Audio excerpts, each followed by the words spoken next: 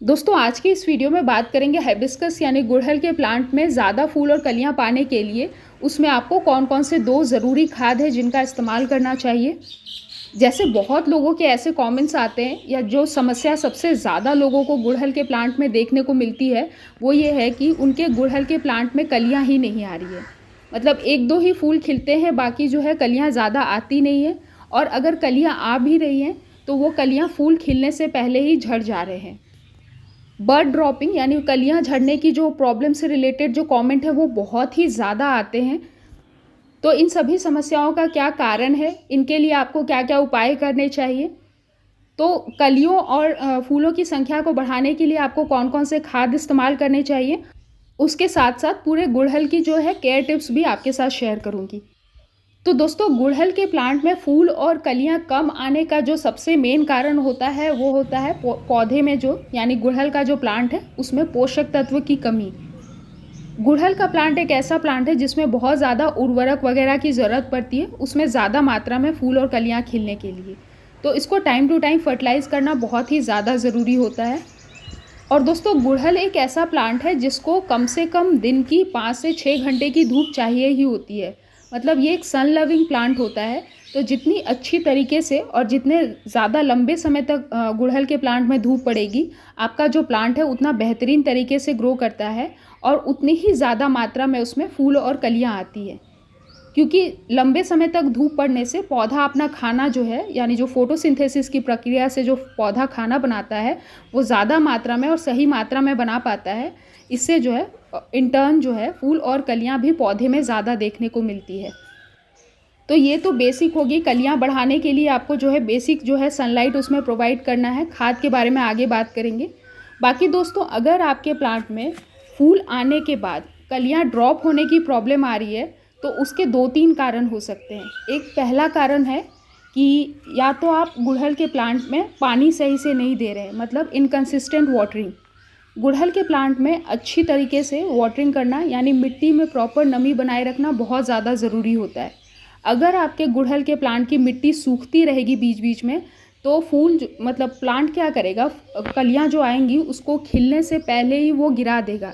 क्योंकि जो है पानी की कमी हो जाती है तो उससे प्लांट को स्ट्रेस हो जाता है, जिससे वो फ्लावर खिलने से पहले ही बर्ड ड्रॉपिंग की प्रॉब्लम देखने को मिलती है। तो प्लांट में आप प्रॉपर जो है टाइम टू टाइम अच्छे से वाटरिंग करते रहें। जैसे गर्मी के समय में आप सुबह और शाम उसमें ज़रूर से ज़रूर वाटरिंग करें। मिट्टी को पूरा गीला और कीचड़ नहीं करना है, बट प्रॉपर नमी बनाए रखनी है। और अगर आपका प्लांट सही से ग्रो नहीं कर रहा है और उसमें जो है बर्ड ड्रॉपिंग की प्रॉब्लम बहुत ज़्यादा देखने को मिल रही है, तो आपको इस बात को भी चेक करना है कि कहीं आपके प्लांट में मिलीबग यानी जो सफ़ेद चिपचिपे कीड़े होते हैं उसका अटैक तो नहीं है। अगर आपके प्लांट में मिलीबग का अटैक होता है तो उससे भी जो है मिलीबग क्या करते हैं कि आपके जो कलियां होती हैं उसके रस को वो पूरा खींच लेते हैं, जिसकी वजह से वो कलियां खिलने से पहले ही सूख के झड़ जाते हैं। इसलिए गुड़हल के प्लांट में आप टाइम टू टाइम अगर ऑर्गेनिक यूज़ करते हैं तो नीम ऑयल का स्प्रे लेते रहें। अगर केमिकल यूज़ करते हैं तो इमिडाक्लोरोपिड का स्प्रे लेते रहें हर 15 दिन में एक बार।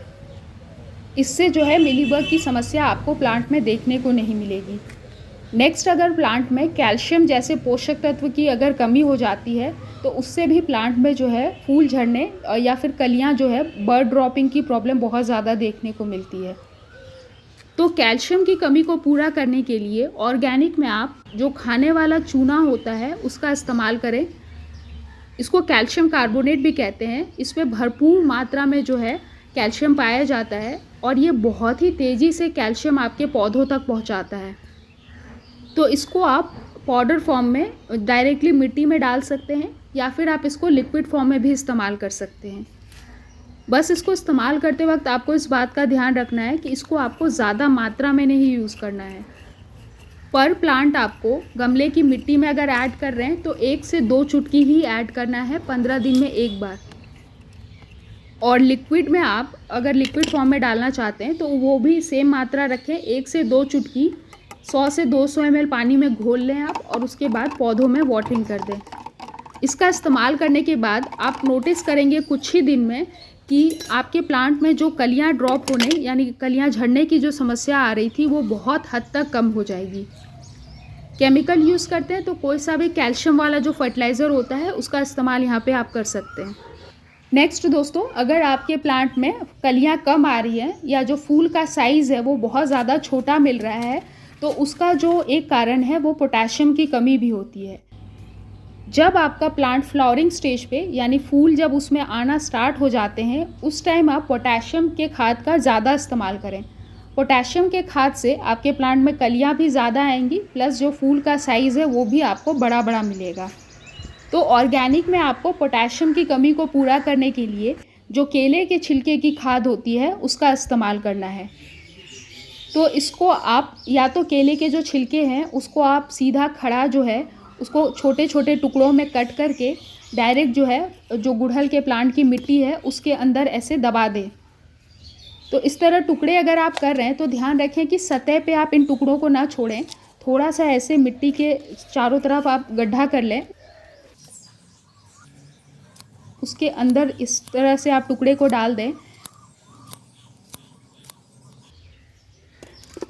और ऊपर से आपको मिट्टी को अच्छे से कवर कर देना है। केले के जो छिलके हैं वो ऑर्गेनिक में पोटेशियम का बहुत अच्छा सोर्स होते हैं। तो इस तरह से आप डायरेक्टली अगर केले के छिलके मिट्टी के अंदर दबाते हैं तो ये एक स्लो रिलीज़ फर्टिलाइज़र का काम करेगा, यानी धीरे धीरे ये जैसे जैसे ये छिलके मिट्टी में डिकम्पोज होंगे यानी सड़ के मिक्स होंगे, आपके प्लांट को ये धीरे धीरे स्लोली पोटेशियम की जो मात्रा है उसको पहुँचाता रहेगा। या फिर आप एक और तरीके से इससे लिक्विड खाद बना के भी दे सकते हैं, अगर आप जल्दी जो है इसमें पोटेशियम की मात्रा पहुंचाना चाहते हैं तो लिक्विड फर्टिलाइज़र बनाने के लिए आप जो केले के छिलके हैं वो 2 से 3 केले के छिलके लें आप और उसको छोटे छोटे टुकड़ों में कट कर 1 लीटर पानी में आपको डालकर 24 से 48 घंटे के लिए इसको पूरी छाया वाली जगह में रख देना है।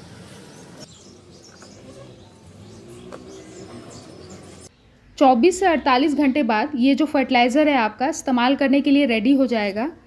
तो जितनी मात्रा में फर्टिलाइज़र है अगर मिट्टी में डायरेक्टली यूज़ कर रहे हैं तो उसमें और 50% आप पानी मिला लें, यानी 40 to 50% आपको ये वाला लिक्विड खाद लेना है केले के छिलके वाला, और 50% 40 to 50% बाकी इसमें पानी आप मिला लें और उसके बाद सभी पौधों में आप वाटरिंग कर दें। और अगर प्लांट छोटा है तो 100 से 150 ml यूज़ करें और अगर प्लांट बड़ा है तो 250 से 300 ml भी इस्तेमाल कर सकते हैं।